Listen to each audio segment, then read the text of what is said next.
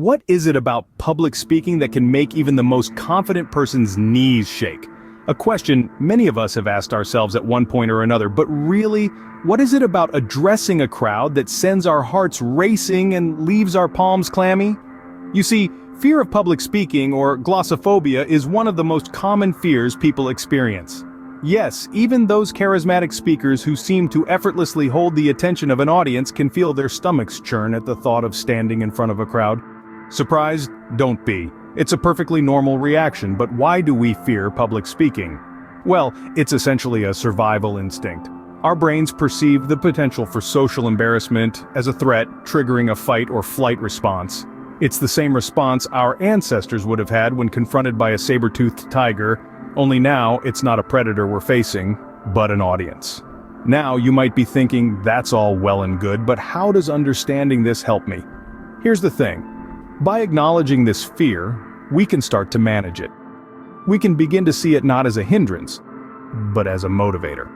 A tool for self-improvement. Fear, you see, can push us to prepare more thoroughly. It can make us more attentive to our audience's reactions, helping us to adapt our delivery on the fly. It can keep us on our toes, ensuring that our presentation is not just good, but exceptional. So the next time you feel that familiar bout of nerves before a presentation, don't fight it. Embrace it, use it.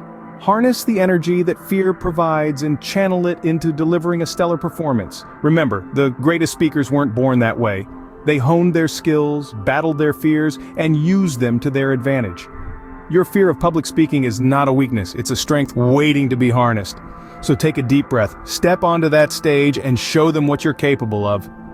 Do you know who really holds the power in any public speaking situation? The answer is simple, yet profound. It's your audience. Understanding them is not just a nice to have, it's a must have.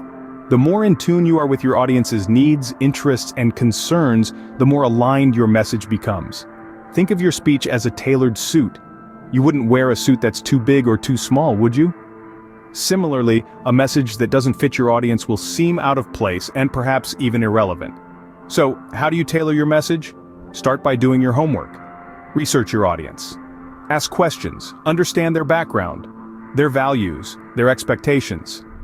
Then craft your message to resonate with them. When you truly understand your audience, your speech becomes a conversation, an exchange of ideas, and not just a monologue. Remember, you are speaking to them, not at them. Have you ever wondered why the best speeches seem so effortless? Well, it's no magic trick. Behind every great delivery lies meticulous planning and preparation. You see, public speaking is a craft, and like any other craft, it requires a well-thought-out strategy and a lot of practice. Let's take a moment to appreciate the importance of planning. It's the blueprint of your speech, the roadmap that guides you from start to finish. It's the skeleton that gives structure to your words, and it's the secret sauce that makes your speech digestible for your audience. When you have a clear plan, you have a clear mind, and a clear mind breeds confidence, reduces anxiety, and allows you to focus on delivering your message effectively. But how do we plan a speech? It starts with outlining your key points.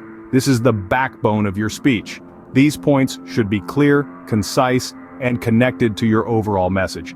They are the pillars that support the structure of your speech. They provide a logical flow and keep your audience engaged. Next comes the fleshing out of these key points. This is where you add detail, depth, and personal touch to your speech.